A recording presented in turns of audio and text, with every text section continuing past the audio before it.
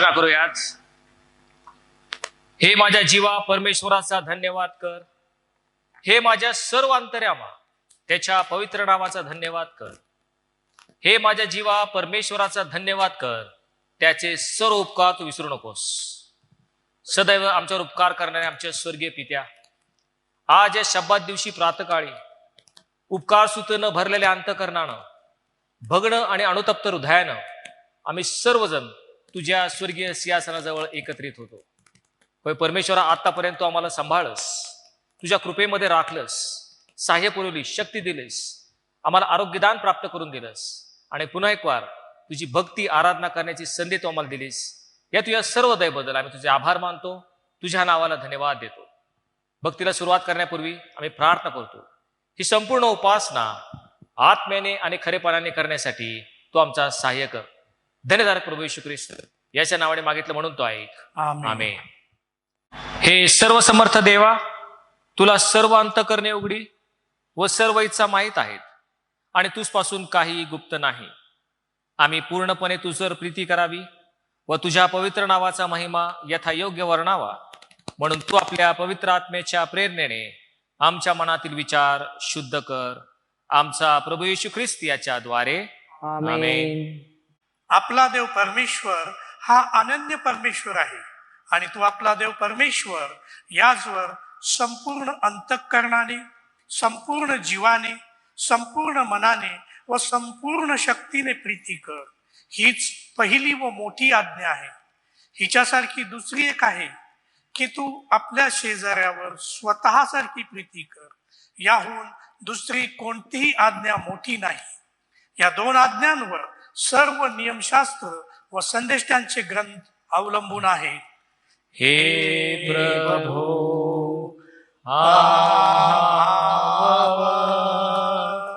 दया कर आणि या तुझ्या सर्व आज्ञा आमच्या अंतःकरणातली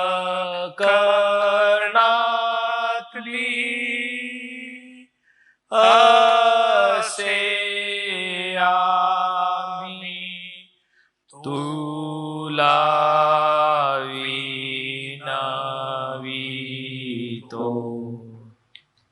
प्रभू तुम्हास असो आणि तुझ्या आत्म्यासह तो असो. आजच्यासाठी नेमण्यात आलेली सार प्रार्थना. हे देवा, तुझा पुत्र येशू ख्रिस्त याने मरण स्वीकारून मृत्यूचे वर्चस्व नष्ट केले.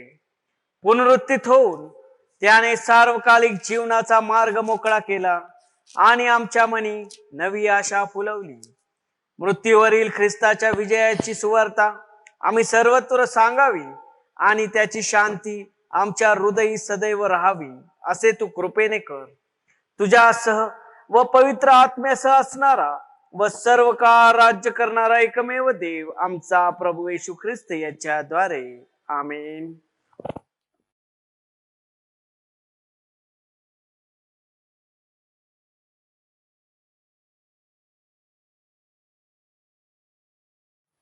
Praise the lord. मृत्युंजय पुनरुत्थित प्रभू येशू ख्रिस्ताच्या गौरवी नावामध्ये आपणा सर्व लहान थोरास प्रीतीचा सलाम. प्रियांनो, पुनरुत्थानानंतरचा हा पहिला रविवार आणि त्याच्यासाठी निवडण्यात आलेला शास्त्रपाठ आपण वाचणार आहोत. पवित्र शास्त्रातील जुन्या करारामधून स्तोत्रसंहिता याचा 40वा अध्याय आणि वचन 1 ते 10 यावेळेस आपण मनन करणार आहोत. जुन्या करारामध्ये पान क्रमांक 683, स्तोत्रसंहिता 40, वचन 1 ते 10. सुटकेबद्दल उपकार स्तुती. मी धीर धरून परमेश्वराची वाट पाहिली, तेव्हा त्याने माझ्याकडे वळून माझा धावा ऐकला. नासाच्या खाचेतून दलदलीच्या चिखलातून त्याने मला वर काढिले. माझे पाय खडकावर ठेविले आणि माझी पावले स्थिर केली. त्याने माझ्या मुखात नवे गीत, आमचे देवाचे स्तोत्र घातले. हे पाहून पुष्कळ लोक भय धरतील व परमेश्वरावर भाव ठेवतील.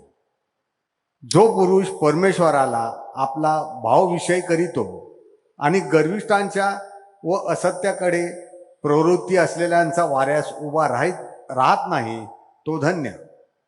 हे परमेश्वरा, माझ्या देवा, तू आम्हासाठी केलेली अद्भुत कृत्य व आमच्याविषयीचे तुझे विचार पुष्कळ आहे. तुझ्या समोर त्यांची क्रमवार मांडणी करिता येणार नाही. मी ते सांगू लागलो तर ते माझ्या गणने पलीकडे आहे. यज्ञ, पशु व अन्नार्पण यात तुला संतोष नाही. तू माझे कान उघडिले आहेस. होम व पापाबद्दल अर्पणही तू मागत नाही. यावरून मी म्हणालो, पहा, मी आलो आहे. ग्रंथपटात माझ्याविषयी लिहून ठेवले आहे की, हे माझ्या देवा, तुझ्या इच्छेप्रमाणे करण्यात मला आनंद आहे. तुझे शास्त्र माझ्या अंतर्यामी आहे. महामंडळात मी नीतिमत्वाचे सुवृत्त सांगितले. हे परमेश्वरा, मी आपले तोंड बंद ठेविले नाही हे तू जाणतोस. मी आपल्या मनास तुझे न्यायीपण चपवून ठेवणार नाही. तुझी सत्यता व तू सिद्ध केलेले तारण मी विदित केले. महामंडळापासून तुझे वात्सल्य व तुझे सत्य मी गुप्त ठेविले नाही. देवापासनावर आशीर्वाद पाठव. प्रभू परमेश्वराला मान, महिमा, गौरव आता सदा आणि सर्वदा असो.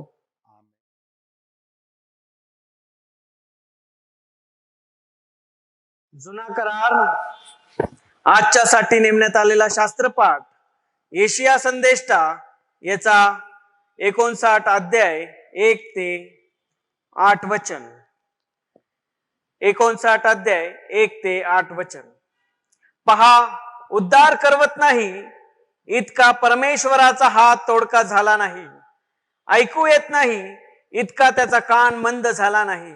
तर तुमचे अपराध तुम्ही व तुमचा देव यांच्यामध्ये आडभिंतीप्रमाणे झाले आहेत. तुमच्या पातकांमुळे तो तुम्हास दर्शन देत नाही.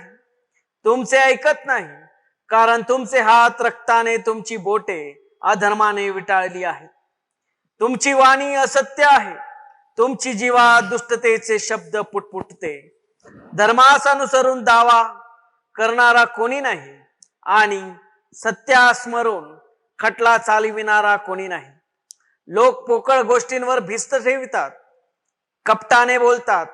ते उपद्रव रूप गर्भ धारण करितात आणि अनर्थाला जन्म देतात. ते नागाची अंडी उभवितात, कातिनीचे जाळे विणतात. त्यांनी अंडी खाणारा मरणारच. त्यातले एखाद्याचे चिरडलेले तर त्यातून फुरसे निघते. त्यांची जाळी पांघरणाऱ्याच्या उपयोगी नाहीत. या आपल्या विणकामाने त्यांना स्वतःस झाकता येत नाही. त्यांची कामे केवळ उपद्रवजनक होते. त्यांच्या हातून बलात्कारी कामे होतात. त्यांचे पाय दुष्कर्म करण्यास धावतात. निर्दोष रक्तपात करण्यात त्वरा करीतात. त्यांच्या कल्पना अधर्माच्या असतात. त्यांच्या मार्गात नाश व विध्वंस असतात. शांतीचा मार्ग त्यास ठाऊक नाही. त्यांच्या वाटात न्याय नाही. ते आपणासाठी वाकडे मार्ग करीतात. त्या मार्गाने चालणाऱ्या कोणासही शांती ठाऊक नाही.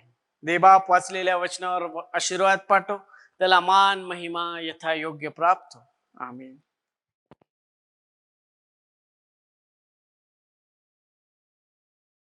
साठी नेमण्यात आलेले पत्र इब्री लोकास पत्र याचा 6वा अध्याय आणि वचन 1 ते 8 हे आपण वाचन करणार आहोत. नव्या करारातून पान क्रमांक 307. तेव्हा निर्जीव कृत्याबद्दल पश्चाताप, देवावरचा विश्वास आणि बाप्तिस्म्याचे हात वर ठेवण्याचे, मृतांच्या पुनरुत्थानाचे व सार्वकालिक न्यायाचे शिक्षण हा पाया पुन्हा न घालता आपण ख्रिस्ताविषयीच्या प्राथमिक बाबी संबंधी बोलत राहण्याचे सोडून प्रौढतेप्रत जाण्याचा नेटाने प्रयत्न करूया. देव होऊ देईल तर हे आपण करू. कारण ज्यांना एकदा प्रकाश मिळाला त्यांनी स्वर्गीय दानाची रुची घेतली, जे पवित्र आत्म्याचे वाटेकरी झाले आणि ज्यांनी देवाच्या सुवचनाची व येणाऱ्या युगाच्या सामर्थ्याची रुची घेतली, ते जर पवित्र झाले तर त्यांना पश्चाताप होईल, असे त्यांचे पुन्हा नवीकरण करणे अशक्य आहे. कारण ते देवाच्या पुत्राला स्वतःपुरते नव्याने वधस्तंभावर खिळतात व त्यांचा उघड अपमान करीतात. कारण जी भूमी आपणावर वारंवार पडलेला पाऊस पिऊन आपली लागवड करणाऱ्यांना उपयोगी होते, अशी वनस्पती उपजविते, तिला देवाचा आशीर्वाद मिळतो. पण जी भूमी काटे कुसळे उपजविते, ती नापसंत व शापित होणाऱ्या बेतात आलेली आहे, तिचा शेवट जाळण्यात आलेला आहे. या ठिकाणी शास्त्रभाग समाप्त होतो. देवा वाचलेली सर्व वचनं आपणा सर्वांसाठी आशीर्वादित करू. आमेन.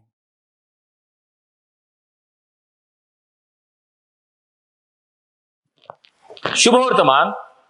आजच्या करता नेमलेलं शुभवर्तमान मत्तई लिखित शुभवर्तमान याचा 5वा अध्याय आणि 13व्या वचनापासून शुभवर्तमानास प्रारंभ होतो. हे येशू कृपा तू देई, सुवार्ता ऐकाया, विचारे शब्दे कर्मेही, ती सदा पाळाया. तुम्ही पृथ्वीचे मीठ आहात, पण जर मिठाचा खारटपणाच गेला तर तो खारटपणा त्याला कशाने आणता येईल? पुढे ते बाहेर फेकले जाऊन माणसांच्या पायाखाली तुडविले जाण्यापलीकडे त्याचा कसलाच उपयोग नाही. तुम्ही जगाचा प्रकाश आहात. डोंगरावर वसलेले नगर लपू शकत नाही. दिवा लावून मापाखाली ठेवीत नसतात, ड्युटनीवर ठेवतात, म्हणजे तो घरातल्या सर्वांना प्रकाश देतो. त्याप्रमाणे तुमचा प्रकाश लोकांसमोर असा पडू द्या की त्यांनी तुमची सत्कर्मे पाहून तुमच्या स्वर्गातील पित्याचे गौरव करावे. हे ख्रिस्ताचं शुभवर्तमान आहे. देवाला स्तुती असो.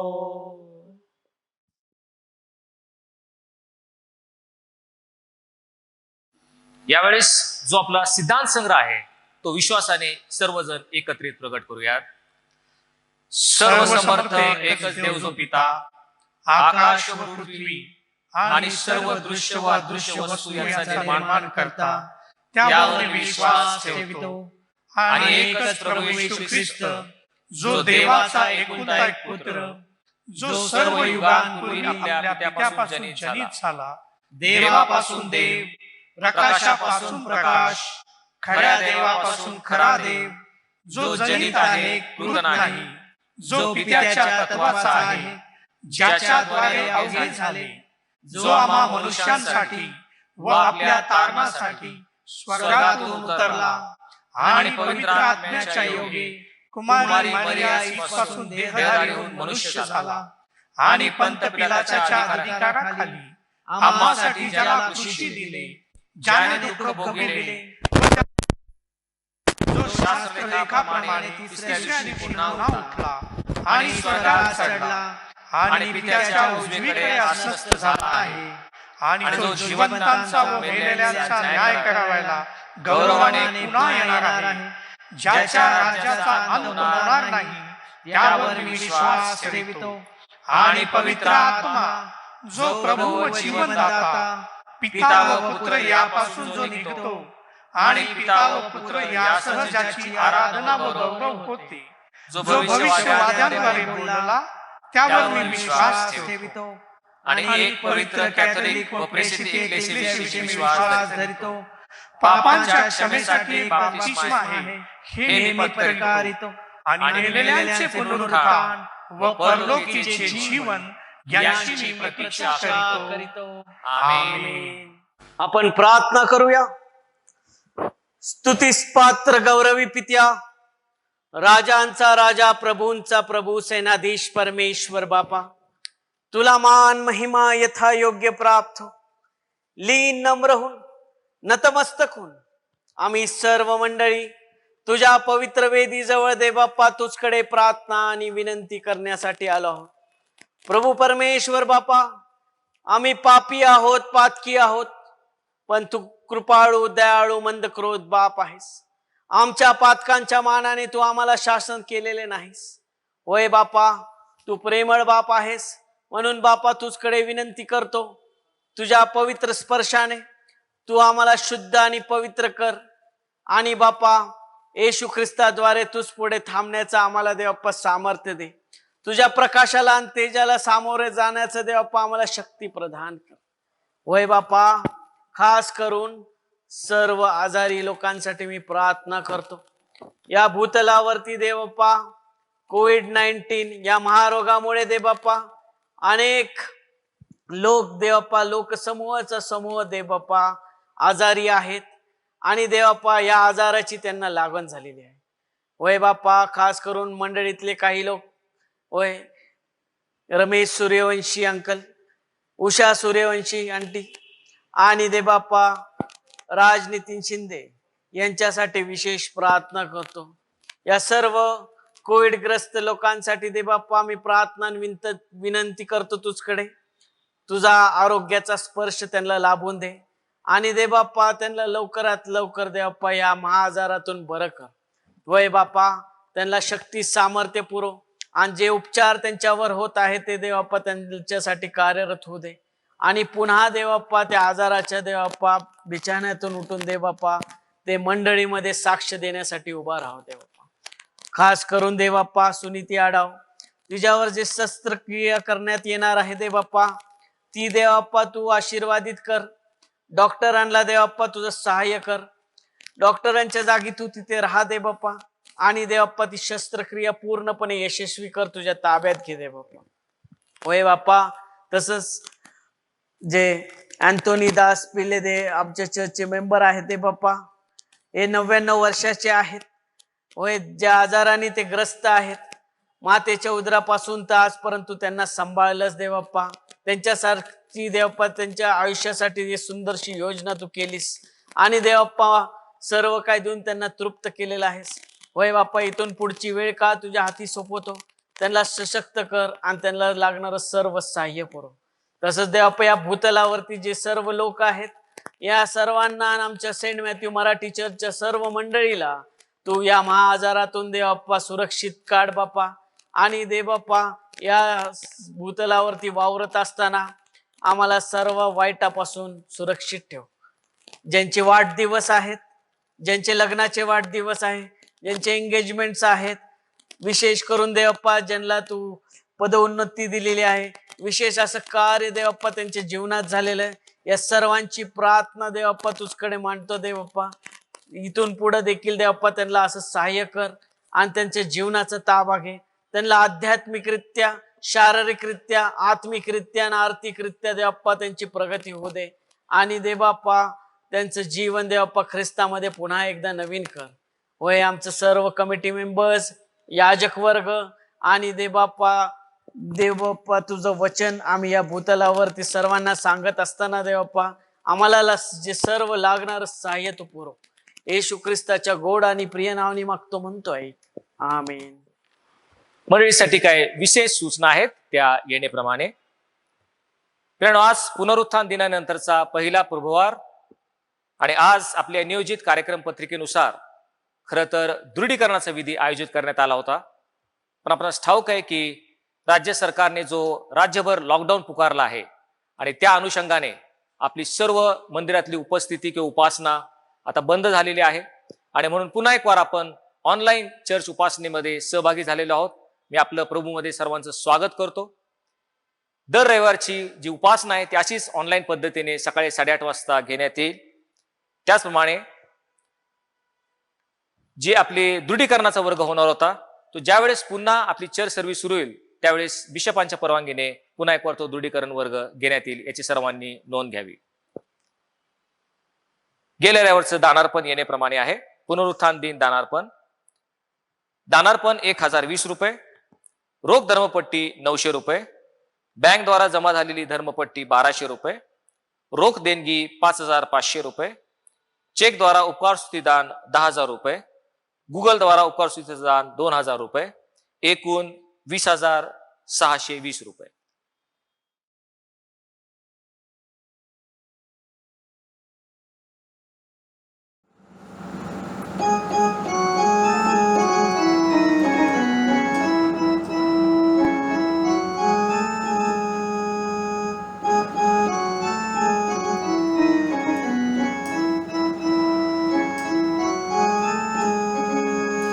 किती गोड किती रे गोड नाम तव वाटे, किती गोड किती रे गोड नाम तव वाटे, मन प्रेम रसाच्या मुळे कळकळाटे,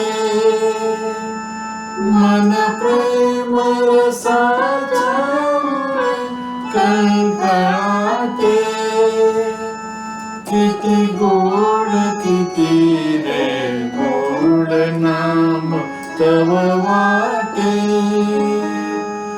सहवास पुरे तव यास स्वर्ग मग येशू,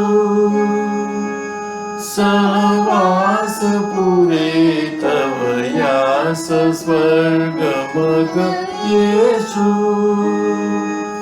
नज तुझा दाखवी चरण तुझे आशू, नज तुझा दाखवी चरण तुझे आशू, किती गोड किती रे गोड नाम तव वाटे, रूपटी तुझी गोमटी मूर्ती वसलेली, रूपटी तुझी गोमटी मूर्ती वसलेली, ती उभीच माझ्या पुढे असो केली, ती उभीच माझ्या पुढे असो केली, किती गोड किती रे गोड नाम तव वाटे, तू प्रेम मूर्त तू प्रेम प्रेम तू देवा, तू प्रेम मूर्त तू प्रेम प्रेम तू देवा, प्रभु रूपा ये सिद्ध येशू नावा, प्रभु रूपा ये सिद्ध येशू नावा, किती गोड किती रे गोड नाम तव वाटे, मन मना एक वासना तुझ्या सहजावे, मन मना एक वासना तुझ्या सहजावे, हे आयु येतले तुझेच ते व्हावे, हे आयु येतले तुझेच ते व्हावे, किती गोड किती रे गोड नाम तव वाटे, किती गोड किती रे गोड नाम तव वाटे, मन प्रेम रसाच्या मुळे कळकळाटे, मन प्रेम रसाच्या मुळे कळकळाटे, किती गोड किती रे गोड नाम तव वाटे.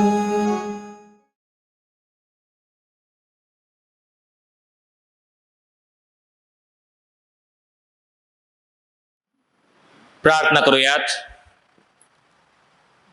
देवाचं वचन म्हणजे दुधारी तलवार. प्रभू, तुझं वचन मला योग्य रीतीने हाताळता यावं आणि त्याच्याद्वारे केवळ तुझ्याच पवित्र नावाचं गौरव हवं असं तू कर. प्रभू, आमचे नेत्र तू उघड आणि तुझ्या शास्त्रातल्या अद्भुत गोष्टी तू आमच्या नजरेस पाड. आमचे अंतःकरण तू उघड आणि त्या गोष्टी आत्मसात करण्यास तू आमचा सहाय्य करता हो. धन्यतारक प्रभू येशू ख्रिस्त याच्या नावाने मागितलं म्हणून तो ऐक.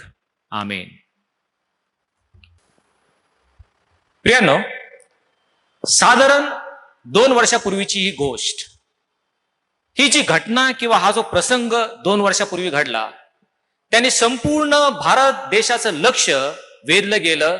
सर्वांचं लक्ष या घटनेकडं वेधलं गेले. ती घटना कोणती? 14 फेब्रुवारी 2019 भारतातील जम्मू काश्मीर यातील पुलवामा शहर. आणि ह्या पुलवामा शहरामध्ये सेंट्रल पोलीस रिझर्व्ह फोर्स याचे जे जवान आहेत, त्या जवानांच्या वाहनांचा ताफा चाललेला होता. आणि ज्यावेळेस ह्या जवानांच्या वाहनाचा ताफा चालला होता, त्यावेळेस RDX हे अति विध्वंसक स्फोटक यांनी भरलेलं एक वाहन आलं आणि त्यांनी या जवानांच्या वाहनांना धडक दिली. आणि ह्या धडकेमध्ये साधारण 40 जवान मृत्युमुखी पडले. 40 भारतीय जवान ज्यावेळेस हुतात्मा झाले, संपूर्ण देशामध्ये हळहळ झाली. संपूर्ण देशाचं लक्ष या ठिकाणी वेधलं गेलं. आणि हे घोर कृत्य कुणी केलं ह्याचा शोध सुरू झाला. त्यावेळेस पाकिस्तानातील एक आतंकवादी किंवा अतिरेकी संघटना यांनी ही जबाबदारी पत्करली. आणि हे पाकिस्तानातील अतिरेक्याने घडून आणलं असं ज्यावेळेस समजलं, त्यावेळेस साधारण 27 फेब्रुवारी पहाटेच्या वेळेस भारतीय वायुसेना यांनी पाकिस्तानातील बालाकोट ह्या गावामध्ये जे अतिरेकी अड्डे होते त्याच्यावर हवाई हल्ला चढवला आणि ते अतिरेकी अड्डे त्यांनी उद्ध्वस्त केले असं भारतीय दूतावासांतर्फे सांगण्यात आलं. 27 फेब्रुवारी रोजी ही घटना घडली. आणि त्यानंतर 27 फेब्रुवारी रोजी पहाटेच्या वेळेस जम्मू काश्मीर याच्यामधली जी सीमारेषा आहे, ज्याला आपण लाईन ऑफ कंट्रोल म्हणतो, भारत आणि पाकिस्तान यांना विभक्त करणारी, यांना वेगळं करणारी लाईन ऑफ कंट्रोल, सुरक्षा रेषा, ह्या सुरक्षा रेषेच्या जवळपास पाकिस्तानी जे वैमानिक आहेत त्यांची काही विमानं जवळपास आलेले भारतीयांच्या लक्षात आलं. भारतीय गुप्तचर संघटना ही जागृत झाली आणि जे भारतीय सुरक्षा बल आहे, सैनिक दल, नौदल आणि हवाई दल यांना ताबडतोब हाय अलर्ट म्हणजे त्या ठिकाणी त्यांना सतर्क राहण्याचा इशारा देण्यात आला. सर्वजण सज्ज झाले. काही वेळातच असं दिसून आलं की पाकिस्तानचे F-16 नावाचे लढाऊ विमानं हे लाईन ऑफ कंट्रोल किंवा सीमारेषा पार करून भारतीय हद्दीमध्ये प्रवेश करते झाले आहेत. आणि मग त्यांना थोपवण्यासाठी, त्यांचा प्रतिकार करण्यासाठी भारतीय हवाई दल सज्ज झालं. भारताचे लढाऊ विमानं MiG-21 हे पाकिस्तानी जेटला प्रतिकार करण्यासाठी सज्ज झाले. त्या प्रमाणात त्यांनी उड्डाण घेतलं आणि सीमारेषेकडे ते धावते झाले. प्रचंड वेगाने हे MiG-21 भारतीय विमानं लढाऊ हे त्या पाकिस्तानच्या सीमारेषेच्या दिशेने चालले होते. त्यातील एक MiG-21 ह्या विमानामध्ये भारताचा एक वैमानिक, एक पायलट ज्याचं नाव विंग कमांडर अभिनंदन वर्धमान हा त्या ठिकाणी सज्ज होता. भारतीय वायुसेनेचा 15 वर्षाचा गाढा अनुभव असलेला हा वैमानिक MiG-21 चालवत होता आणि तो पाकिस्तानच्या दिशेने रवाना झाला. त्याच्या रडारमध्ये विमान दिसताच त्यांनी एक मोठं क्षेपणास्त्र त्याच्यावर धाडलं आणि ते विमान त्यांनी खाली जमीनदोस्त केलं. परंतु हे करत असताना विंग कमांडर अभिनंदन वर्धमान हा लाईन ऑफ कंट्रोल किंवा सुरक्षा रेषा सोडून साधारण 7 किलोमीटर पाकिस्तानच्या हद्दीमध्ये, आमचे जे शत्रू आहेत त्यांच्या हद्दीमध्ये तो गेला. आणि त्या हद्दीमध्ये गेल्यानंतर पुन्हा मागे येत असताना पाकिस्तानने त्यांचं आराम हे मिसाईल त्या MiG-21 ह्या विमानावर धाडलं. त्या विमानावर मारा केला आणि विमानावर मारा करताच विंग कमांडर अभिनंदन वर्धमान यांनी इजेक्टचं बटन दाबलं आणि बटन दाबताच हा विंग कमांडर अभिनंदन वर्धमान विमानातून बाहेर फेकला गेला. सुरक्षितरित्या हळूचपणे पॅराशूटच्या साह्याने तो जमिनीवर आला. ज्यावेळेस तो जमिनीवर आला, एका गावामध्ये त्याने स्वतःला पाहिलं आणि आवाज झाल्या कारणानं त्या गावातील लोक लगेच ह्या अभिनंदनच्या भोवती जमा झाले. अभिनंदन खाली उतरताच पहिला प्रश्न त्याने कोणता विचारला असेल तर गावकऱ्यांनी त्याने विचारलं, मी भारतीय भूमीवर आहे का? हा एक फार मोठा प्रश्न होता, कारण ज्यावेळेस तुम्ही सीमा रेषा ओलांडता आणि तुम्ही शत्रूच्या हद्दीमध्ये जाता त्यावेळेस त्यांचे सर्व कायदे कानून तुम्हाला लागू पडतात. आणि मी भारतामध्ये आहे का पाकिस्तानामध्ये आहे हे त्याला कळत नव्हतं आणि म्हणून त्याने विचारलं, मी भारतामध्ये आहे का? त्यावेळेस त्या गावातील लोकांनी पाहिलं, हा एक वैमानिक ज्याच्या पॅराशूटवर भारतीय तिरंगा आहे हे पाहताच अभिनंदनच्या दुर्दैवानं ते पाकिस्तानातील हुरू गावात तो लँड झाला होता. आणि त्या पाकिस्तानच्या गावकऱ्यांनी ताबडतोब त्याला धरलं आणि त्याला ते मारू लागले. त्याला त्या ठिकाणी ते इजा पोहोचू लागले, त्याला मारू लागले.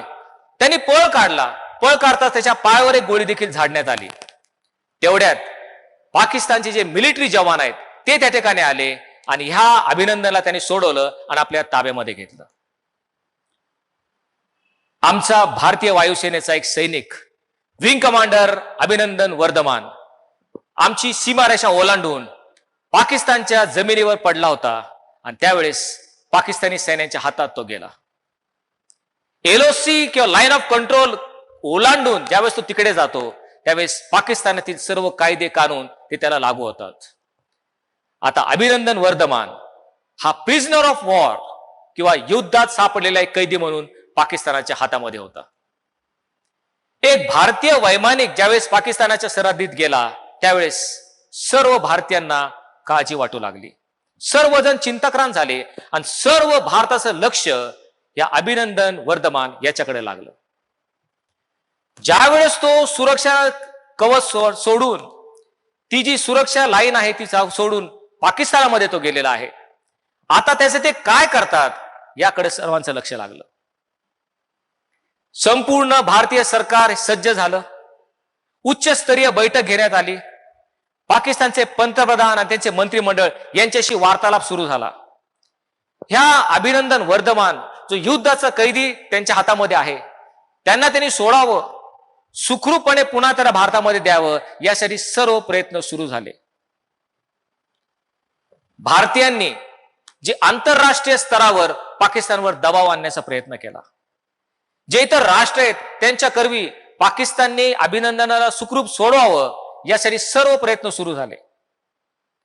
जवळजवळ 60 तास हे संपूर्ण थरार नाट्य चालू होतं. नंतर काही व्हिडिओ क्लिप्स आल्या, त्यामध्ये अभिनंदन वर्धमान याच्या डोळ्यावर पट्टी बांधलेली आणि त्याला हातात हातकड्या घातलेल्या दाखवण्यात आलं. आणि म्हणूनच सर्व भारतीय अजून चिंताक्रांत झाले. ज्या पाकिस्तानाच्या हातामध्ये तो गेलेला आहे त्यामध्ये ते त्याला इजा पोहोचवतात, त्याचा घातपात करतात, त्याला काय मारहाण करतात का, हे सर्व प्रश्न भारतीयांना पडले होते. संपूर्ण स्तरावरून त्यांनी पुन्हा भारतात यावं अशी प्रत्येकाची इच्छा होती. एलओसी ओलांडून शत्रूच्या हद्दीत म्हणून भारतीय सर्व जे लोक आहेत ते हवालदिल झाले, हातबल झालेले आहेत. एक भारतीय सैनिक पण ज्यावेळेस ती एलओसी किंवा लाईन ऑफ कंट्रोल ही ओलांडून पाकिस्तानात जातो त्यावेळेस भारतीय सरकारने हवालदिल होतं, हातबल होतं आणि म्हणून आंतरराष्ट्रीय संस्थेकडून त्यांच्यावर दबाव आणण्यात आला. आणि साधारण 60 तासानंतर 1 मार्चला साधारण मध्यरात्री ते अभिनंदन वर्धमान याला घेऊन आले आणि भारत आणि पाकिस्तान यांची जी बॉर्डर आहे अत्तारी बागा बॉर्डर, त्या बॉर्डरच्या गेटवर अभिनंदनला भारतीय मंत्रिमंडळाच्या हातात सुपूर्द करण्यात आलं. आणि ते झाल्यानंतर सर्वांनी सुटकेचा श्वास सोडला. 60 तास प्रत्येकाचा जीव टांगणीला लागला होता. हा जो आमचा भारतीय वैमानिक आहे, भारतीय जवान आहे, तो शत्रूंच्या हातामध्ये गेलेला असताना लाईन ऑफ कंट्रोल सुरक्षा रेषा ओलांडून ज्यावेळी शत्रूंच्या हातात जातो ते काय करतील याची सर्वांनाच काळजी लागली होती. आणि तो पुन्हा सुखरूप आला म्हणून सर्वांनी सुटकेचा श्वास टाकला. प्रियानो, हे संपूर्ण कथानक सांगण्यामागचं एकच मुख्य कारण हे आहे मला तुम्हाला सर्वांना तुमचं लक्ष लाईन ऑफ कंट्रोल LOC याच्याकडे न्यायचं आहे. भारत आणि पाकिस्तान हे जे दोन देश आहेत, यांना विभक्त करणारी, यांना वेगळं करणारी ही जी लाईन ऑफ कंट्रोल, ही सीमारेषा आहे, याच्याकडे आपण लक्ष लावायचं आहे. आणि एक गोष्ट आपल्या लक्षात येते, जोपर्यंत आम्ही भारतीय हद्दीत आहोत, आमच्या देशामध्ये आहोत, आमच्या जमिनीवर आहोत, तोपर्यंत आपण सुरक्षित आहोत. पण ज्या क्षणी तुम्ही ही सुरक्षा रेषा LOC किंवा लाईन ऑफ कंट्रोल ही सोडून तुम्ही शत्रू राष्ट्राकडे जाता, पाकिस्तानाच्या हद्दीमध्ये तुम्ही जाता, त्यावेळेस मात्र तुमच्या जीवाला धोका संभवतो. तुमचं काही बरं वाईट होऊ शकतं. त्यांच्या कायद्यानुसार तुम्हाला वर्तणूक दिली जाऊ शकते. तुम्हाला इजा, तुमच्या जीवाला धोका असतो. हे आपल्याला त्या अभिनंदनाच्या उदाहरणावरून स्पष्टपणे दिसत आहे. एक अत्यंत भयावह आणि भीतीदायक परिस्थिती त्याच्या जीवनाबद्दल झाली होती. त्याचा जीव संपूर्ण धोक्यात आला होता, कारण त्यांनी LOC किंवा लाईन ऑफ कंट्रोल ही ओलांडली होती, ती पार केली होती. हे सर्व गोष्टी सांगण्याचं एवढंच कारण आहे की wing commander Abhinandan Varthaman याच्यासारखंच he G line of control आहे, ती तुम्ही, मी, आम्ही प्रत्येकानं कदाचित पार करण्याची शक्यता नाकारता येत नाही. ही LOC किंवा लाईन ऑफ कंट्रोल कोणती? आमच्या जीवनामध्ये दोन गोष्टींचा सामना आम्हाला प्रत्येक वेळेस करावा लागतो, आणि ते म्हणजे नीतिमत्व किंवा पवित्रता आणि पाप किंवा अनिती. ह्या ज्या दोन परस्पर विरोधी गोष्टी आहेत, जसं भारत आणि पाकिस्तान दोन विरुद्ध राष्ट्र आहेत, त्याचप्रमाणे पाप आणि नीती, नीतिमत्व आणि पाप, ह्या ज्या दोन गोष्टी आहेत, याच्यामध्ये एक सुरक्षा रेषा आहे, ज्याला आपण लाईन ऑफ कंट्रोल म्हणतो. तुम्ही नीतिमान असावं असं पवित्र शास्त्र आम्हाला सांगतं. परमेश्वर म्हणतो मी पवित्र आहे आणि म्हणून तुम्ही पवित्र असा. परंतु ज्यावेळेस नीतिमत्तेतून ही लाईन ऑफ कंट्रोल, ही सुरक्षा रेषा ओलांडून आम्ही अनितीमध्ये जातो, आम्ही पापामध्ये शिरतो, त्यावेळेस ह्या अभिनंदन सारखं आमच्या जीवाला धोका संभवतो. आमच्या जीवाचं बरं वाईट होऊ शकतं. आमच्यावर तो शत्रू घातपात करू शकतो. हे आम्ही या ठिकाणी लक्षात घेणं फार महत्वाचं आहे.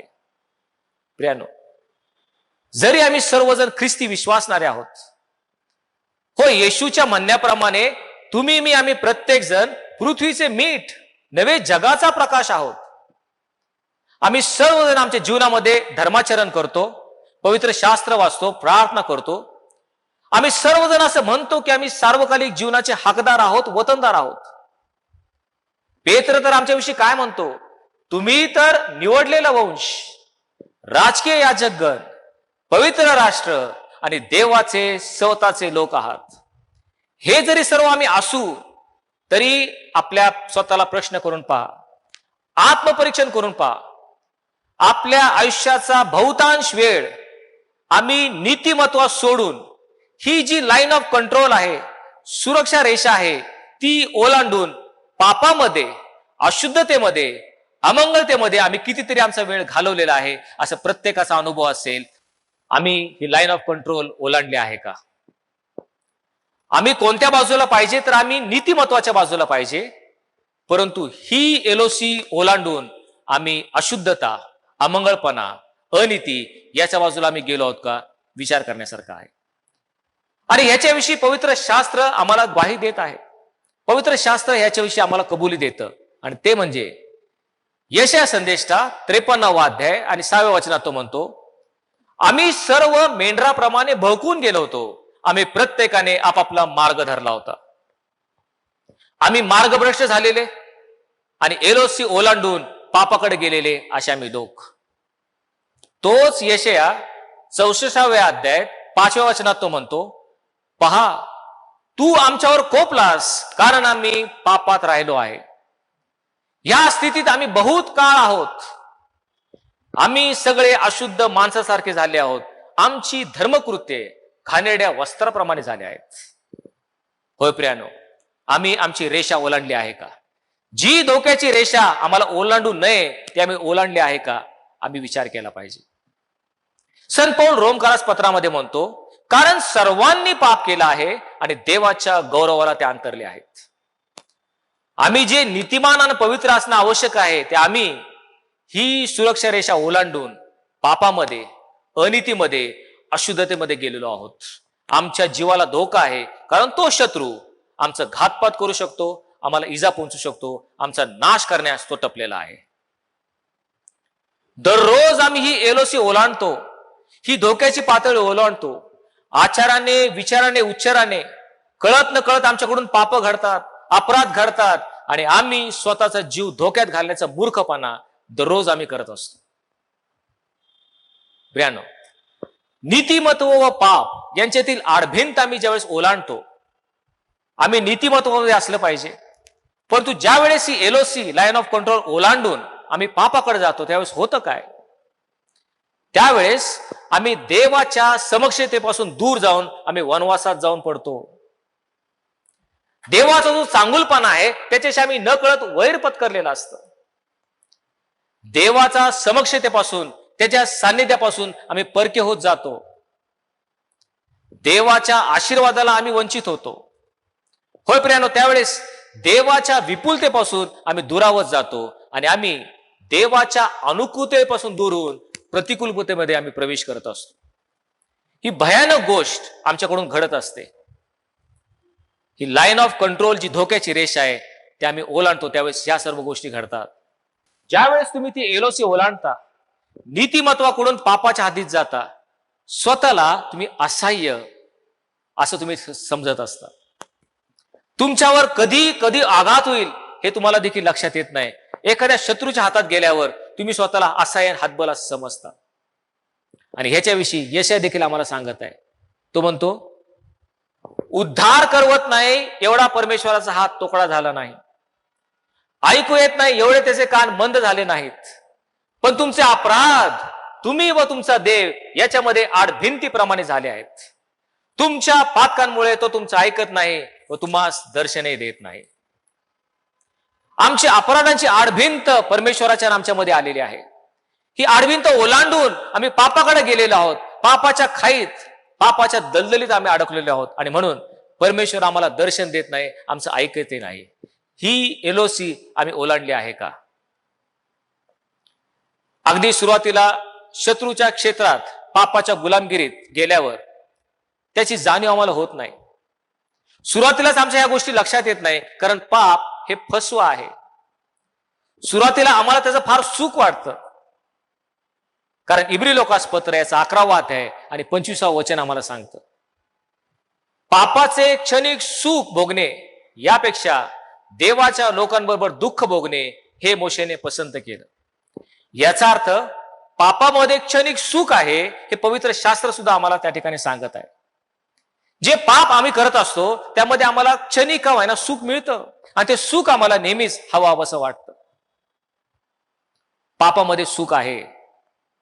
उदाहरणार्थ, त्या एदेन बागेमध्ये ज्यावेळेस सैतानाने सर्पाचं रूप घेऊन हवेला भुरळ पाडली, त्यावेळेस हवेने ते बऱ्या वाईटाचं ज्ञान देणाऱ्या झाडाचं फळ पाहिलं. ते कसं होतं?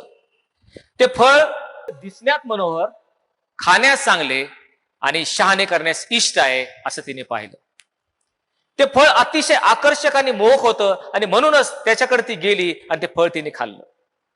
ज्या वेळेस आम्ही पाप करतो, प्रत्येक पाप आम्हाला खूप आकर्षक वाटतं, मोहक वाटतं, ते परत परत करावंसं वाटतं, कारण त्यामध्ये क्षणिक सुख असतं आणि म्हणून आम्ही ते करत जातो. पण त्या पापाचा भयंकर परिणाम काय आहे हे आम्ही कधी लक्षात घेत नाही. तो जर आधीच आमच्या लक्षात आला असता तर कदाचित आम्ही त्या पापात पडलोच नसतो. उदाहरणार्थ, सैतानाने फार धूर्तपणे हवेला भुरळ घालून बऱ्या वाईटाचं ज्ञान देणाऱ्या झाडाचं फळ खाण्यास त्याने तिला भाग पाडलं. समजा त्या पापाचा भयंकर परिणाम काय आहे हे सैतानाने हवेला आणि आदामाला अगोदर सांगितलं असतं तर काय झालं असतं? समजा सैतान आदामाला म्हटला असता, हे आदामा, हे फळ खाल्ल्यानंतर तुला बऱ्या वाईटाचं ज्ञान येऊन तू देवा समान होशील, परंतु ज्या वेळेस तू हे बरं वाईटाचं ज्ञान देणारं फळ खाशील त्यावेळेस देवाविरुद्ध तू पाप करशील आणि तुझ्यामुळं भूमी शापित होईल आणि भूमीला शाप आल्यामुळं तुला कष्ट करून त्यातून भाकर मिळवावी लागल. ती तुला काटे व कुसळे देईल. निळ्याच्या घामाने तुला आपली भाकर मिळवून खावं लागल आणि अंती तू मातीला जाऊन मिळशील. तू माती आहेस, त्यातून तुझी उत्पत्ती झाली आणि पुन्हा तू मातीला जाशील. पापाचं वेतन मरण हे तुला भोगावं लागेल. सैतानाने जर हवेला सांगितलं असतं, ज्यावेळेस तू फळ खाशील त्यावेळेस तुझी दुःख आणि गर्भधारणा ही बहुगुणी दुःखी होईल. तू क्लेशाने पुत्र प्रसवशील. तुम्हा दोघांना एदेन बागेतून हाकलून देण्यात येईल. मनुष्यामध्ये पाप येईल. तुझा थोरला मुलगा काईन हा तुझा धाकटा मुलगा हाबेल याचा खून करेल आणि संपूर्ण मानवजातीमध्ये पापाचं वेतन मरण याचा शिरकाव होईल. असं सांगितलं असतं तर कदाचित आदाम आणि हवेने पाप केलं नसतं. सैतान अगदी धूर्तपणे तेच सांगतो. ज्यावेळेस नीतिमत्वाची एलोसी सोडून आम्ही पापामध्ये जातो, आचाराने विचाराने उच्चाराने पाप करू लागतो, त्या पापाचा भयंकर परिणाम काय आहे हे सैतान आम्हाला अगोदर सांगत नाही. ह्या पापाचा भयंकर परिणाम म्हणजे पापाचं वेतन मरण तुम्हाला भोगावे लागेल. तुम्हाला सार्वकालिकरित्या नरकाग्नी म्हणजे अग्नीच्या सरोवरात तुम्हाला जावे लागेल. हा भयंकर परिणाम सैतान आमच्यापासून लपवून ठेवतो.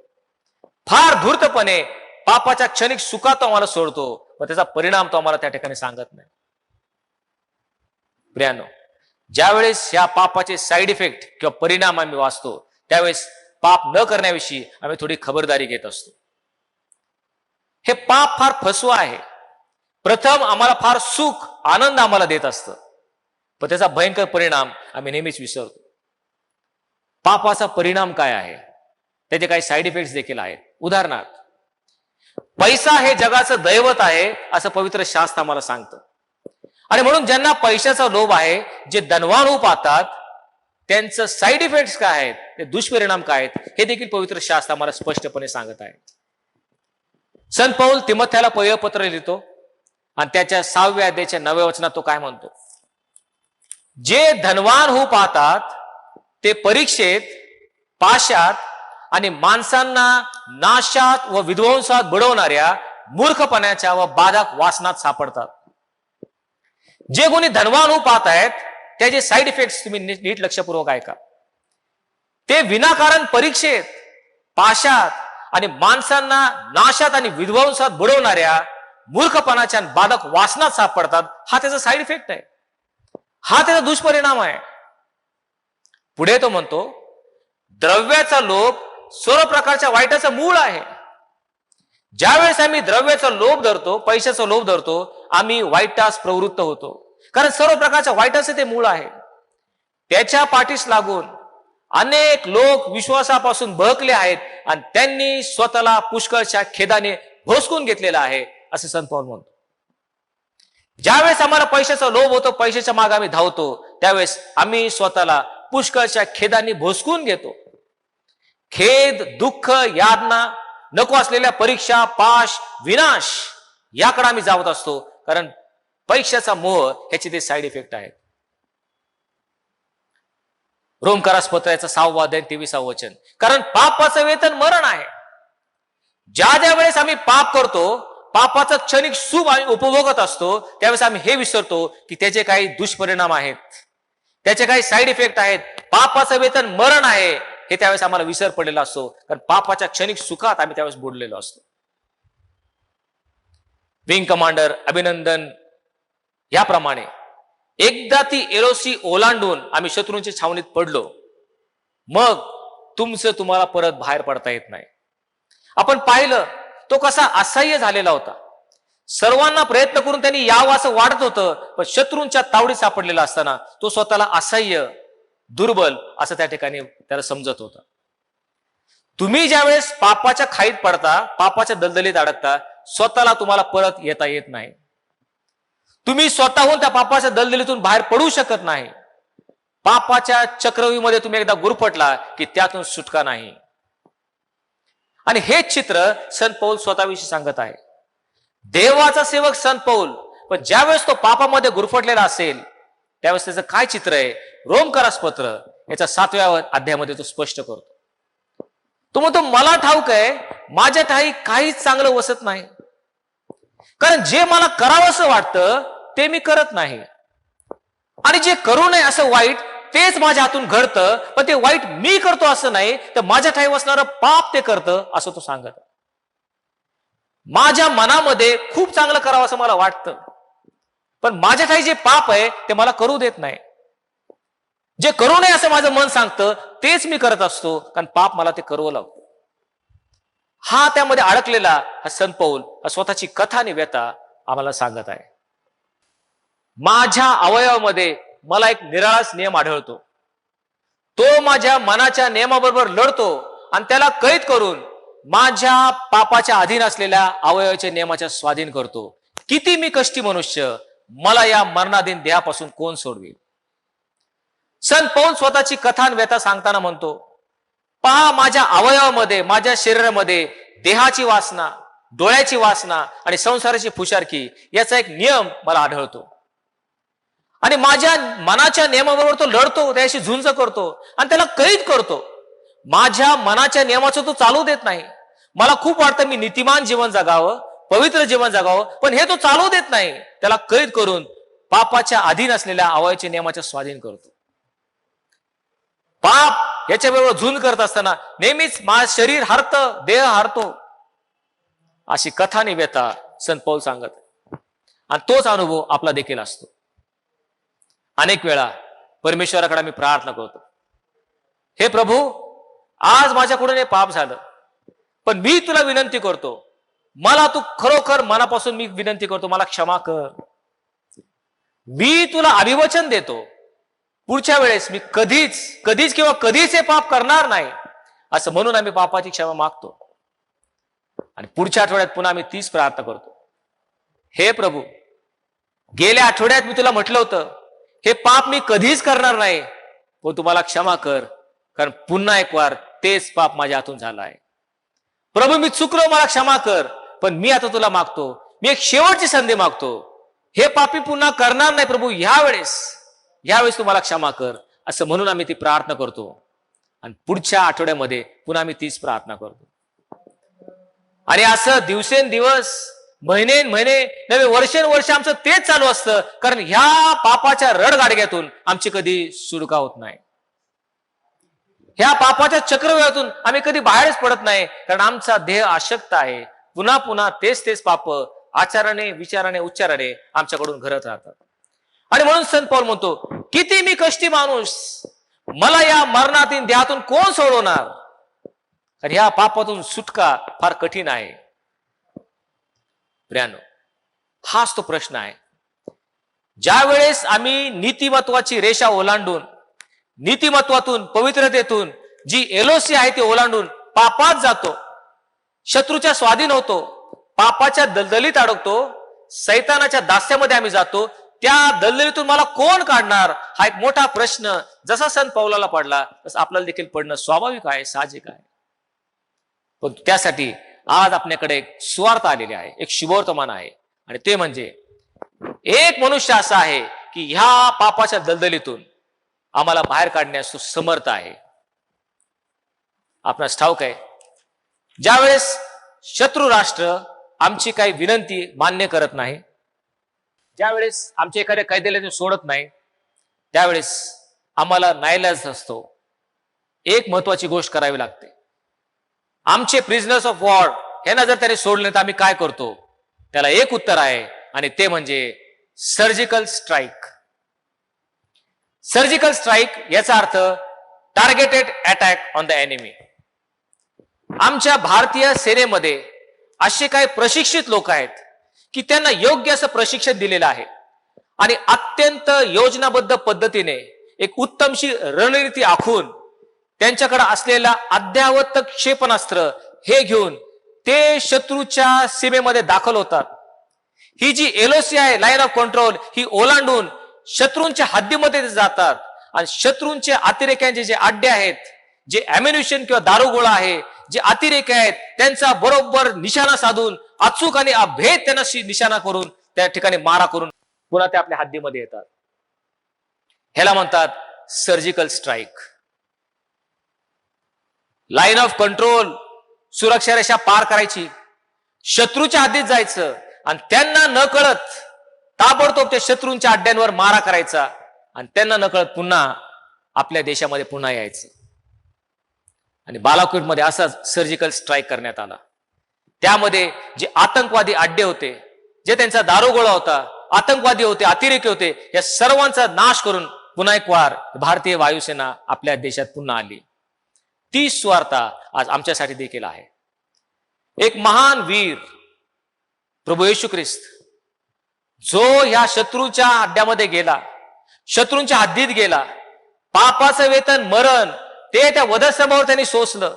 संपूर्ण जगाचा पाप हरण करणारा देवाचा कोकरा म्हणून त्या वधस्तंभावर तो मारला गेला. आणि त्या वधस्तंभावर मरून पुनरुत्थित होऊन त्याने आम्हाला पापाच्या खाईतून बाहेर काढलं. हा सर्जिकल स्ट्राईक येशूने काल्वरी टेकडीवर 2000 वर्षापूर्वी केलेला आहे. तुमचं माझं सर्वांचं पाप येशूने घेतलं. ज्याला पाप ठाऊक नव्हतं त्याला तुमच्या आमच्या करता पाप असं करण्यात आलं. तो वधस्तंभावर जाऊन त्याने आमच्या पापाची झुंज केली. होय, त्या वधस्तंभावर नीट पहा. त्या शिष्याने देखील त्याला सोडलं. त्याच्या पित्याने देखील पाठमोडा झाला. पित्याने पुत्राचा त्याग केला. येशू ख्रिस्ताची त्या वधस्तंभावर 3 प्रहर, प्रत्येक प्रहर 2 तासाचा, म्हणजे 6 तास आमच्या पापाची झुंज त्याने केली. शत्रूंच्या हद्दीमध्ये जाऊन पापाचं वेतन मरण त्याने त्या वधस्तंभावर भोगलं. होय, त्या सैतानावर त्याने एक सर्जिकल स्ट्राईक केला आणि तो मरण पावला. त्याला पुरण्यात आलं. तो अधोलोकी उतरला, पण 3ऱ्या दिवशी मेलेल्यातून पुन्हा उठला, पुनरुत्थित झाला आणि आम्हाला पापावर विजय मिळवून दिला. हेच सुवार्ता किंवा शुभवर्तमान तुमच्या माझ्यापर्यंत आता आलेलं आहे. आणि म्हणून संत पौल करंथीकरास 2रं पत्र याचा 5वा अध्याय 21व्या वचनात म्हणतो, ज्याला पाप ठाऊक नव्हते त्याला तुमच्या आमच्या करता पाप असं करण्यात आलं, यासाठी की त्याच्या ठाई आम्ही देवाचे नीतिमत्व असं व्हावं. प्रियानो, पाप आणि पावित्र्य कधीच एकत्र येऊ शकत नाही. जसं प्रकाश आणि अंधकार हे परस्पर विरोधी आहेत, ते कधी एकत्र येत नाहीत.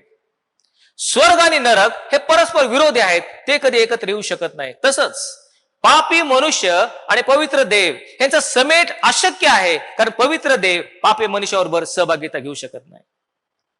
पण ज्यावेळेस प्रभू येशू ख्रिस्त आमचा शूरवीर वधस्तंभावर गेला, आम्हा सर्वांचं पाप त्यांनी स्वतःवर घेतलं आणि त्याचं नीतिमत्व त्याने आम्हाला दिलं. आणि म्हणून पापी मनुष्य आणि पवित्र देव याचं समेट त्या वधस्तंभावर येशूने घडवून आणलं. हे एक महान कार्य आमच्या त्या शूरवीराने वधस्तंभावर केलेलं आहे. आणि म्हणून पापाच्या दलदलीतून, सैतानाच्या दास्यातून आम्हाला बाहेर काढण्याचं मोठं काम येशूने त्या वधस्तंभावर केलं. एक सर्जिकल स्ट्राईक करून सैतानाला पराभूत केलं, पापाचा बिमोड केला, मरणाची नांगी त्यांनी मोडली आणि आम्हाला पुनरुत्थान प्राप्त करून देण्याची आशा त्यांनी उत्पन्न केलेली आहे.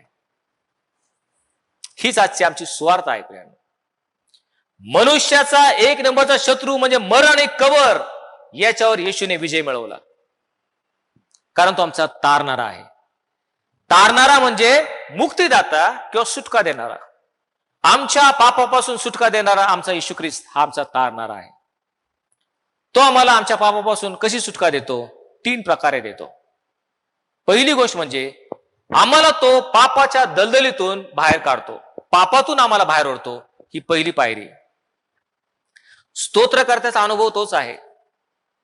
स्तोत्रकर्ता 40 याच्या पहिल्या वचनात तो म्हणतो, मी धीर धरून परमेश्वराची वाट पाहिली, त्यावेळेस त्यांनी वळून माझा धावा ऐकला. नाशाच्या खाईतून, दलदलीच्या चिखलातून त्यांनी मला वर काढले, माझे पाय त्यांनी खडकावर ठेवले आणि माझी पावलं त्यांनी स्थिर केली. ज्यावेळेस आम्ही परमेश्वराकडे धीर धरून वाट पाहतो, परमेश्वर माझी वाणी ऐकतो, तो माझा धाव ऐकतो आणि नाशाच्या खाईतून, पापाच्या दलदलीतून, सैतानाच्या दास्यातून तुम्हाला वर काढतो. माझे पाय तो ख्रिस्त म्हटलेल्या खडकावर स्थिरवतो आणि माझी पावलं स्थिर करून माझ्यामध्ये एक स्थिर आत्मा तो देतो. पापातून तो मला बाहेर काढतो. नंतर दुसरी गोष्ट, परमेश्वर केवळ मला पापातून बाहेर काढतो एवढंच नाही, तर तो माझ्यातून पाप बाहेर काढतो. पापातून मला बाहेर काढतो, पहिली पायरी. दुसरी पायरी, माझ्यातून तो पाप बाहेर काढतो. यासाठी आपण रोमकारास पत्र याचा 6वा अध्याय आणि 6वं वचन, त्यामध्ये काय म्हटलेलं आहे? पापाच्या अधीन असलेला माझा देह नष्ट होऊन यापुढे आम्ही पापाचं दास्य करू नये म्हणून माझा जुना मनुष्य मी वधस्तंभावर खेळलेला आहे. पापाच्या दास्यातून तू बाहेर आलोस, पण मी पुन्हा पापाचं दास्य करू नये म्हणून माझा जुना मनुष्य मी वधस्तंभावर खेळलेला आहे. इथून पुढे पापाचं दास्य मी करणार नाही. माझ्यामध्ये जे पाप वसत आहे, देहाची वासना, डोळ्याची वासना, संसाराची फुशारकी, हे सर्व पाप, तो जुना मनुष्य, जुना आदाम त्या वधस्तंभावर मी खेळलेला आहे. आणि इथून पुढे मी पापाचं दास्य करणार नाही. माझ्यातून पाप काढण्याचं सामर्थ्य त्या ख्रिस्तामध्ये आहे.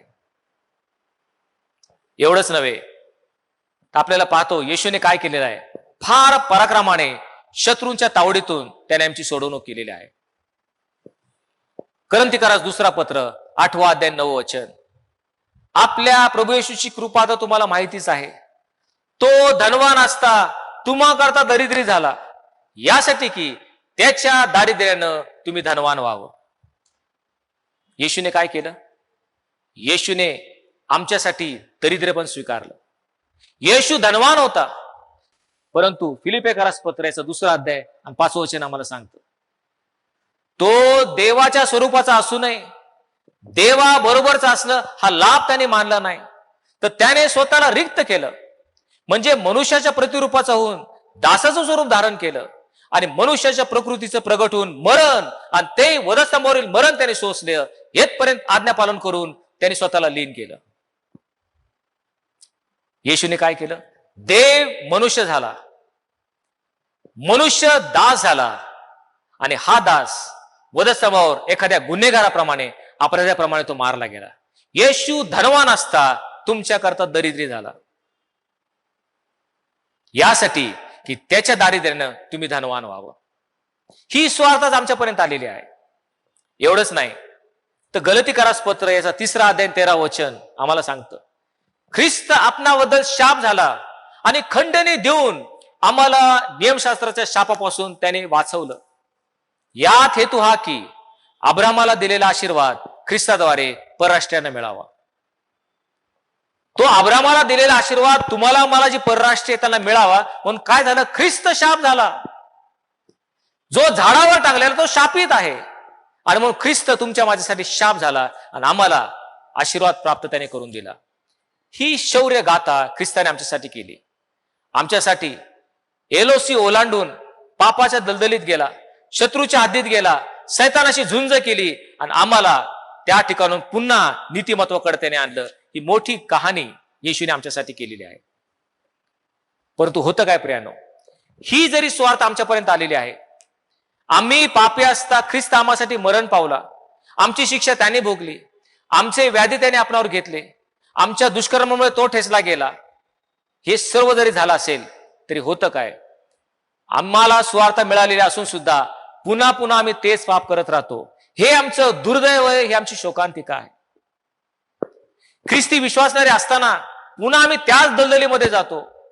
ते सुरक्षा संवाद मोडून पुन्हा आम्ही पापाच्या दास्यात जातो, शैतानच्या गुलामगिरीत जातो आणि पुन्हा तेच पाप करत राहतो.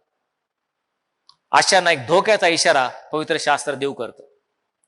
जर आम्ही ख्रिस्ती विश्वासणारे आहोत, आम्ही प्रकाशात असताना पुन्हा जर आम्ही पापात गेलो तर काय भयंकर परिणाम होईल?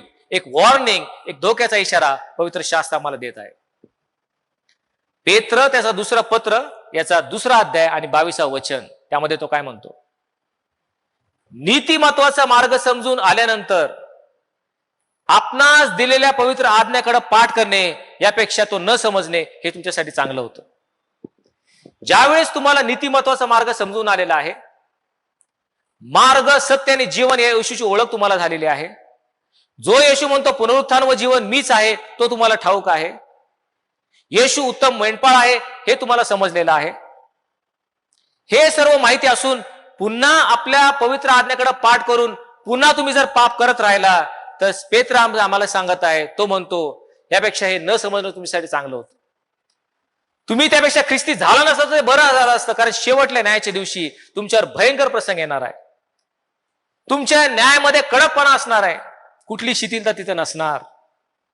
कारण तो म्हणतो आपल्या ओकारीकडे परतलेलं कुत्र आणि अंग धुतल्यानंतर गाळात लोळण्यास पळतलेली डुकरीन, अशी जी मन आहे अशी त्यांची गत झाली आहे.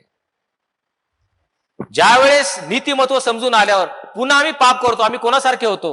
ओकारीकडं परतलेलं कुत्र किंवा अंग धुतल्यानंतर गाळात लोळण्यास परतलेली डुकरीन. या कुत्र्याचा एक स्वभाव असतो. हे कुत्र काय करतं?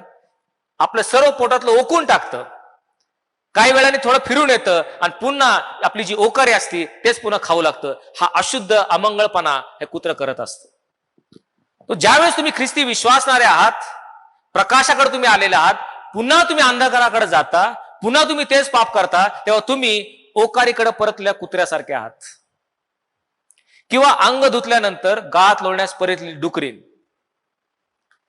डुकरीन जर असेल, तिला किती तुम्ही घेतलं आणि स्वच्छ तिला धुतलं तरी तिचा एक गुणधर्म, एक स्वभाव आहे, तिला गाळात लोळण्यास आवडतं. आणि म्हणून आम्ही ख्रिस्ती विश्वासणारे आहोत. ख्रिस्ताने आम्हाला धुतलेला आहे, स्वच्छ केलेला आहे, आमच्या पापाची क्षमा केलेली आहे. पण पुन्हा पुन्हा जर आम्ही त्याच गाळात लोळत असलो तर आम्ही अंग धुतल्यानंतर पुन्हा गाळात लोळण्यास गेलेली डुकरीन त्यासारखे आहोत, असं पेत्र आम्हाला सांगतो. आणखी एक धोक्याचा इशारा इब्री लोकास पत्र याचा 6वा अध्याय आणि 4थ्या वचनात दिलेला आहे. त्या ठिकाणी असं म्हटलेलं आहे, ज्यांना एकदा प्रकाश मिळाला, ज्यांनी स्वर्गीय दानांची रुची घेतली, जे पवित्र आत्म्याचे वाटेकरी झाले, जे देवाच्या सुवचनांची आणि भावी येणाऱ्या युगाची रुची ज्यांनी घेतली, ते जर पुन्हा पतित झाले तर त्यांना पश्चाताप होईल, असे त्यांचे पुन्हा नवीकरण करणं अशक्य आहे. कारण ते देवाच्या पुत्राला स्वतःपुरतं नव्याने वधस्तंभावर खेळतात आणि उघडपणे त्याचा अपमान करतात, असं पवित्र शास्त्र आम्हाला सांगतं. तुम्ही आणि मी, आम्हाला प्रकाश मिळालेला आहे, स्वर्गीय दानाची आम्ही रुची घेतली, पवित्र आत्म्याची वाटेकरी झालो. एवढं सगळं जाऊन पुन्हा जर आम्ही पतित झालो, पुन्हा आम्ही तेच पाप करत राहिलो, पुन्हा ती एलोसी ओलांडून पापाच्या दलदलीत सैतानाच्या राज्यात आम्ही जाऊन पुन्हा आचाराने, विचाराने, उच्चाराने पाप करू लागलो, तर काय? तर मग आम्ही देवाच्या पुत्राला स्वतःपुरतं नव्याने वधस्तंभावर खेळतो. पुन्हा आम्ही त्या ख्रिस्ताला वधस्तंभावर खेळलेलं आहे. त्याचं मरण आमच्यासाठी पुन्हा पुन्हा पुन्हा होणार आहे. पुन्हा आम्ही त्या येशू ख्रिस्ताला वधस्तंभावर खेळतो आणि स्वतःपुरतं तुम्ही त्याला खेळलेला आहे, त्याप्रमाणे तुम्ही त्याचा उघड अपमान करता, असं पवित्र शास्त्र आम्हाला सांगतं. आणि म्हणून प्रियांनो, आम्ही ज्यांना नीतिमत्व प्राप्त झालेलं आहे, पवित्रता ज्यांना माहिती आहे, त्यांनी सुरक्षा कवच ओलांडू नये, लाईन ऑफ कंट्रोल क्रॉस करून जाऊ नये, कारण त्यामध्ये धोका आहे, असं सगळ्यांना पवित्र शास्त्र आम्हाला सांगतं. प्रार्थना करूया. पवित्र पवित्र सेनाधीश परमेश्वरा, तू म्हणतोस मी पवित्र आहे तसं तुम्ही पवित्र असा. आम्ही नीतिमत्वाने जगावं यासाठी मग प्रत्येकाला तू सहाय्य कर, तुझ्या पवित्र आत्म्याने मार्गदर्शन कर, यासाठी की तुला संतुष्ट व्हावं असं जीवन आम्ही जगावं. धन्यतर प्रभू येशू ख्रिस्त याच्या नावाने मागितलं म्हणून तो ऐक. आमेन.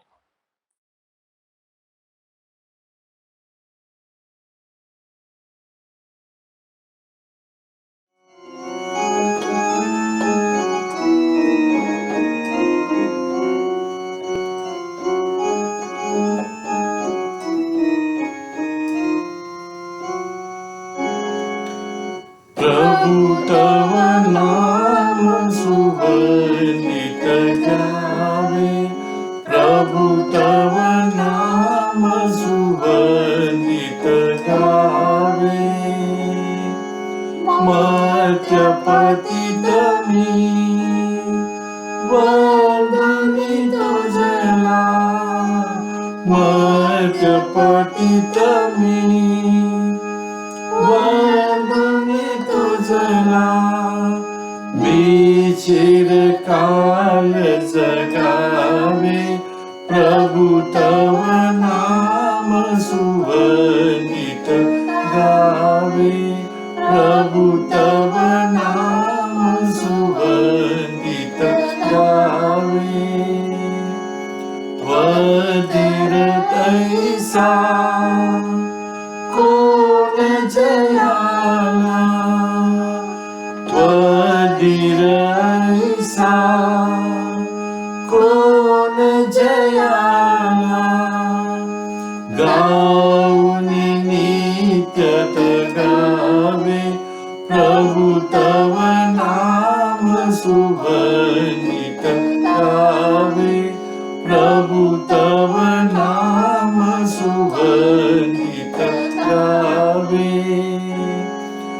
निशिदिनी करचे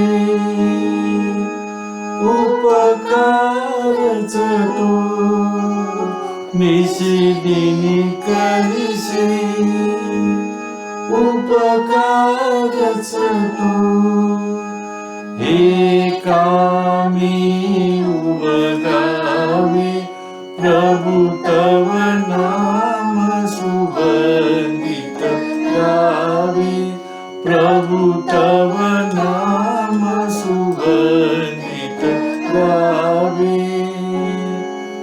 मज ताराया ख्रिस्त दिलासी मज ताराया ख्रिस्त दिलासी तर तुझ मी उमगावे प्रभु तव नाम सुगंधित गावे प्रभु तव नाम सुगंधित गावे देसी सदात्मा मजला देसी सदात्मा मजला तव मार्गी नग गावे प्रभु तव नाम सुगंधित गावे प्रभु तव नाम सुगंधित गावे सदया सजदे दान असे की सजया सजदे दान असे की तव मुख नित्य बगावे प्रभु तव नाम सुगंधित गावे प्रभु तव नाम सुगंधित गावे. यावेळेस आपण सर्वजण मिळून प्रभूने शिकवलेली प्रार्थना म्हणूयात. हे आमच्या स्वर्गातील बापा, तुझे नाम पवित्र मानले जाओ, तुझे राज्य येऊ, जसे स्वर्गात तसे पृथ्वीवरही तुझ्या इच्छेप्रमाणे हो. आमची रोजची भाकर आज आम्हास दे, आणि जशी आम्ही आमच्या अपराधांची क्षमा केली आहे तशी तू आमच्या अपराधांची क्षमा कर, आणि आम्हास परीक्षेत आणू नकोस, तर आम्हास वाईटापासून सोडव, कारण की राज्य, सामर्थ्य आणि गौरव ही सर्व काळ तुझी आहे. आमेन.